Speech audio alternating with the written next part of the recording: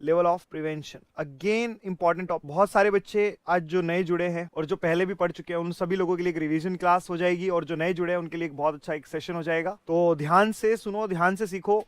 आज के बाद से लेवल ऑफ प्रिवेंशन का क्वेश्चन तो गलत नहीं होना, ठीक है। तो जैसे कि मैं बात कर रहा हूं लेवल ऑफ प्रिवेंशन, तो कम्युनिटी हेल्थ नर्सिंग जो होती है वो आपकी 3 कॉन्सेप्ट पे चलती है। और ये 3 कॉन्सेप्ट कौन कौन से? सबसे पहला डिजीज कोजेशन का कॉन्सेप्ट, डिजीज कोजेशन का कॉन्सेप्ट। दूसरा कॉन्सेप्ट जो होता है डिजीज कोजेशन के बाद जो होता है यहाँ पर कंट्रोल का कॉन्सेप्ट, एंड कंट्रोल के बाद जो कॉन्सेप्ट होता है वो होता है डिजीज प्रिवेंशन का कॉन्सेप्ट। तो ये कुछ कॉन्सेप्ट है जिनके ऊपर आपकी कम्युनिटी घूमती रहती है, ठीक है। चलिए, अब जो लेवल ऑफ प्रिवेंशन होता है, सिर्फ प्रिवेंशन ही बोल देता, ये लेवल वर्ड लगाने की क्या जरूरत? सिर्फ प्रिवेंशन ही बोल देता, लेवल वर्ड लगाने की क्या जरूरत थी? तो जरूरत थी क्योंकि जो लेवल ऑफ प्रिवेंशन है ये पूरी तरह से यहां डिपेंड करता है कि अभी जो डिजीज है वो किस पोजीशन पे है, कहां तक पहुंची है, प्रोग्रेशन कितना है, उसी के अकॉर्डिंग प्रिवेंशन क्या किया जाता है, डिसाइड किया जाता है। तो लेवल ऑफ प्रिवेंशन की अगर मैं बात करूं तो यहां पे मैं बोलता हूं टोटल कितने 4 टाइप के लेवल ऑफ प्रिवेंशन हो। ध्यान से सुनिए, तो यहां पर लेवल ऑफ प्रिवेंशन में अगर मैं बात करूं तो 4 लेवल आपको देखने को मिलते हैं। One is primordial, then you can say primary, फिर मैं बोलूंगा सेकेंडरी, एंड फोर्थ वन मैं बोलूंगा टर्सरी। क्वार्टरनरी भी बोलते हैं कि सर आरएमएल में क्वेश्चन आया था क्वार्टरनरी के ऊपर, उस पर भी बात करेंगे, ठीक है। अब देखो यहाँ पर ये जो आप बोल रहे हैं इसमें क्या होता है, साइन एंड सिम्टम, और आई कैन से डिजीज। तो जो डिजीज होने से पहले काम कर रहे हैं और जो डिजीज होने के बाद में काम कर रहे हैं, इस लेवल पे, इस बेसिस पे हम लोग क्या बोलते हैं, 4 पार्ट में 4 लेवल यहां पर बना लेते हैं, ठीक है। 2 डिजीज होने से पहले और 2 डिजीज होने के बाद। अब देखो ये जो डिजीज होने से पहले है, इन्हें अगर मैं बात करूं, अगर मैं किनके एस्पेक्ट में बात करूं, नेचुरल हिस्ट्री ऑफ डिजीज के अकॉर्डिंग, अगर मैं यहां पर नेचुरल हिस्ट्री ऑफ डिजीज की बात करूं, एमसीक्यू करेंगे हम लोग, बट मैं चाहता हूं कि एक बार समझ लो पूरी आउटलाइन क्या है, देन हम क्वेश्चन 1 बाय 1 करते रहेंगे, ठीक है। नेचुरल हिस्ट्री ऑफ डिजीज की अगर मैं बात करूं तो यहां पर डिजीज होने से पहले का जो फेज होता है उसे बोला जाता है प्री पैथोजेनेसिस, और जो डिजीज होने की बाद है इसे क्या बोला जाता है, पैथोजेनेसिस। तो अगर कोई आपसे पूछे कि भैया नेचुरल हिस्ट्री ऑफ डिजीज क्या होती है, तो सीधा सीधा आंसर दे सकते हैं, नेचुरल हिस्ट्री ऑफ डिजीज की डेफिनेशन सिंपल सी डेफिनेशन होती है, the complete course of a disease from entry of microorganism या फिर entry of agent into the host to the exit from the host. अब यहाँ पे कितनी फेज होती है, 2 मेन फेज होती है, one is pre pathogenesis and second is pathogenesis. जो प्री पैथोजेनेसिस होती है और जो आपकी यहां पर पैथोजेनेसिस फेज होती है, पैथोजेनेसिस फेज में एक आपकी होती है अर्ली पैथोजेनेसिस जो शुरुआती फेज होती है, और एक होती है आपकी लेट पैथोजेनेसिस जिसे आप लोग टर्मिनल फेज के नाम से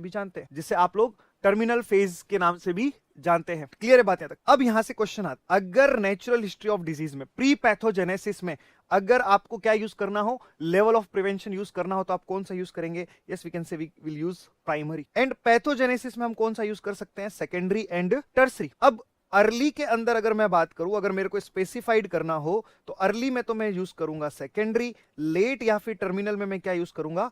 tertiary. This is all about the correlation of level of prevention with the natural history of the disease. Simple सी कहानी है। अब यहां से इसको आप समझ सकते हो क्या कहानी यहां पर, इसमें आप लोग देख सकते हैं कि क्या क्या पूछी जा सकती है। और आई थिंक बहुत सारे क्वेश्चन आपने 2-3 क्वेश्चन ऐसे जरूर देखे होंगे आपके एग्जाम में जो डायरेक्ट सिर्फ एक इसी कॉन्सेप्ट से क्लियर हो, ठीक है। अब बात करते हैं कि सर फिर ये आपने लेवल वाली कहानी क्या बोली, फिर से बताएंगे एक बार। बिल्कुल लेवल वाली कहानी मैं फिर से बताऊंगा। तो जैसे अगर मैं बात करता हूं लेवल्स की, आखिर लेवल्स काम कैसे करते हैं। जैसे मान लीजिए एक रोड मैप है, जैसे मान लीजिए ये एक road map, for example this is an road map, ठीक है। और यहाँ पर अलग अलग क्या है, हर्डल्स, ये यहाँ पर आप, ठीक है, ये यहाँ पर आप हो, ठीक है, ये यहाँ पे हर्डल्स हैं, ठीक है, ये यहाँ पे क्या है, हर्डल्स। अब इनमें जो ये हर्डल है, ये जो हर्डल, ये वाला जो हर्डल आप लोग देख रहे हैं, ये क्या है?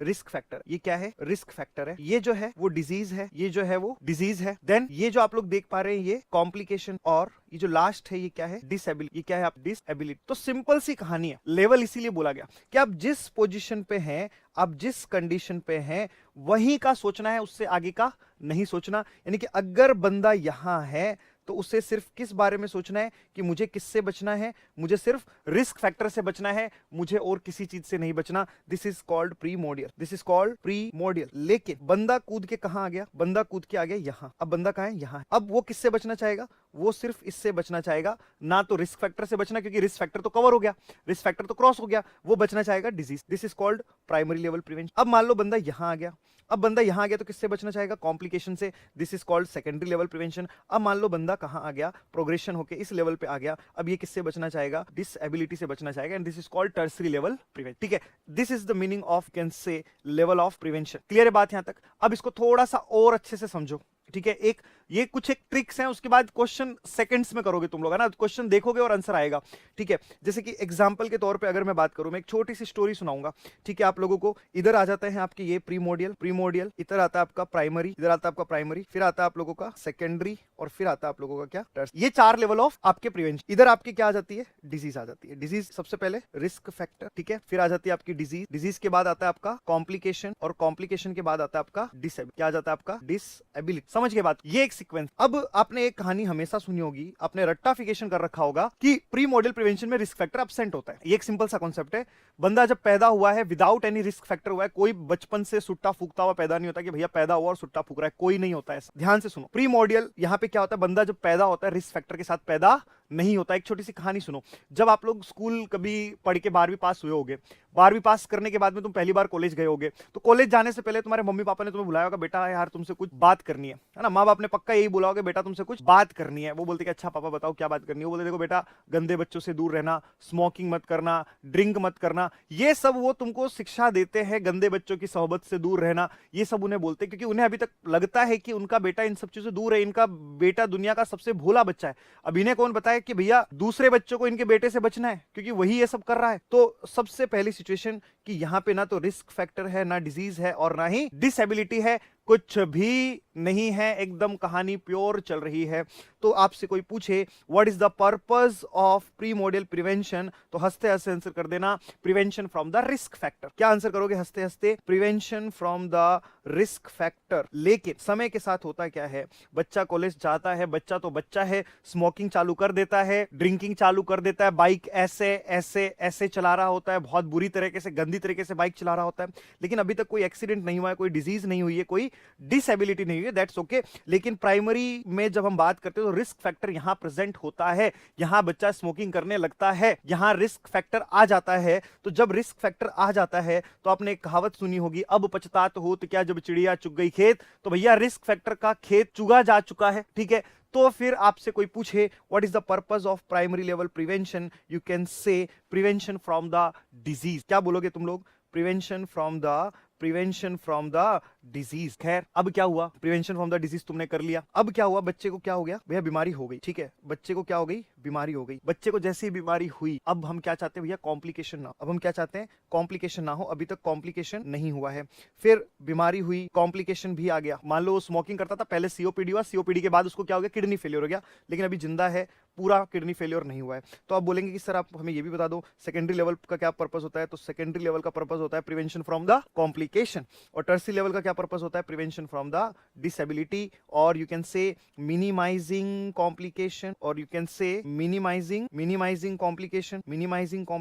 प्रिवेंशन फ्रॉम कॉम्प्लिकेशन तो किसका है? प्रिवेंशन फ्रॉम कॉम्प्लिकेशन तो किसका है? सेकेंडरी का है। इसका क्या पर्पस है? Minimising the complication. I hope आपको ये समझ में आया होगा। किसी को कोई डाउट इसमें? कोई डाउट नहीं है। अब बात करते हैं कि इनको अप्लाई कैसे करते हैं, मोड क्या हो। अब जैसे बच्चों से पूछते हैं ना क्वेश्चन कि अच्छा बच्चा ये बताओ कि what is the purpose of primary level prevention, early diagnosis and early treatment. No, it is not the purpose of primary prevention, it is not the purpose of secondary prevention, that early diagnosis and early treatment. ये purpose नहीं है। Purpose क्या है? Primordial prevention का purpose है prevention from the risk factor, secondary primary का purpose है prevention from the disease, tertiary का या सेकेंडरी का है prevention from the complication, tertiary का है प्रिवेंशन फ्रॉम द डिसएबिलिटी और द डिसएबिलिटी लिमिटेशन, और the you can say the minimising the complication. अब ये करते कैसे? जैसे मैंने आपको बोला, माँ बाप आपको सिखाते हैं, आपको समझाते हैं कि बेटा गंदे बच्चों से दूर रहना, that is called education. Means primordial prevention का मोड क्या होता है? The mode is very easy, you just have to educate, means there is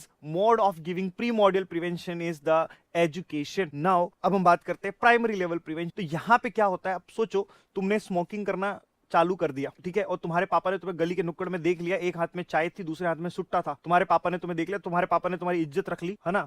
तुमको उस टाइम कुछ नहीं बोला, घर चले गए चुपचाप कि यार चलो छोड़ो, यार दोस्तों में है, बेइज्जती हो जाएगी, इतना सोचा, तुम्हारे लिए बहुत बड़ी बात है, वो पिताजी आपके देवता समान, वो घर गए, ठीक है, फोन किया, बेटा घर आना, आपसे कुछ बात करना। अब तुम खुद सोचो, दो कंडीशन होगी, या तो पापा होंगे अगर खूंखार टाइप के तो सीधा लठ बजाएंगे, नहीं तो वापस से एजुकेट करेंगे, बेटा अब से मत करना, एक बार कर लिया कोई बात नहीं, आगे से मत करना। आप बोलोगे ठीक है पापा अब नहीं करेंगे। Again education and specific protection, ये स्पेसिफिक प्रोटेक्शन वाले दूसरे पापा है जो डंडा बजाएंगे सीधा। मान लो अगर लड़की मिल गई इस तरह से बाहर धुआं फूकते हुए, तो भैया कहेंगे सीधा बेटा घर आ जाओ, बिस्तर बोरिया उठा के, बेग उठा के अपना, ठीक है, और 2 महीने बाद शादी, ठीक है। लेकिन लड़का है तो क्या करे, शादी नहीं कर सकते, शादी करेगा कौन, इससे अभी तक बेरोजगार है, ठीक है, तो लट मार के सुधारना पड़ेगा। तो यहाँ पे एजुकेशन एंड स्पेसिफिक प्रोटेक्शन यहाँ पर देंगे। या you can say the action, और you can say the action, यानी कि ऐसी एजुकेशन जो एक्शन में कन्वर्ट हो जाए वो प्राइमरी कहलाता। अब यहां भी एजुकेशन, यहां भी एजुकेशन, भाई कुछ तो फर्क होगा, हाँ है ना फर्क। फर्क क्या है,